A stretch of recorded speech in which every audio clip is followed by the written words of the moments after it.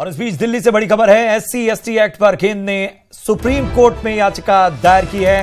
Act पर दोबारा विचार करने की मांग इस याचिका के जरिए केंद्र सरकार ने की है। केंद्र सरकार ने पुनर्विचार की याचिका यानी रिव्यू पिटीशन दाखिल कर दिया है। तो रिव्यू पिटीशन दाखिल कर दिया है सुप्रीम कोर्ट में केंद्र सरकार ने इस एक्ट के संशोधन पर दोबारा कोर्ट से विचार करने को कहा है। सरकार ने पुनर्विचार याचिका यानी रिव्यू पिटीशन सुप्रीम कोर्ट में दाखिल कर दी है। आपको बता दें, SC/ST एक्ट पर ही इस वक्त घमासान पूरे देश में मचा हुआ है।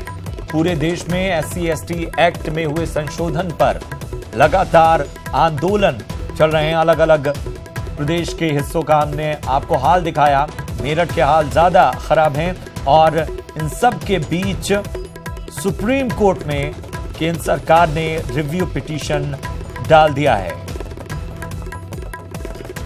और सुशील पांडे हमारे सहयोगी दिल्ली से जुड़ चुके हैं। सुशील, रिव्यू पिटीशन दाखिल कर दिया है, लेकिन सवाल वही है कि क्या इससे मामला शांत हो जाएगा? में केंद्र सरकार ने पुनर्विचार याचिका दाखिल कर दी है। अपनी याचिका में केंद्र सरकार ने साफ तौर से ये कहा है कि जिस तरह सुप्रीम कोर्ट का फैसला आया है उस फैसले में सुप्रीम कोर्ट को विचार करने की जरूरत है, क्योंकि जिस तरह सुप्रीम कोर्ट ने अपने फैसले में कहा है कि SC/ST एक्ट के तहत अगर शिकायत की जाती है तो तुरंत गिरफ्तारी नहीं होनी चाहिए। ऐसे में केंद्र सरकार ने अपनी याचिका में ये कहा है कि इस प्रकार के फैसले से जो SC/ST एक्ट का जो उद्देश्य है वो कमजोर होगा।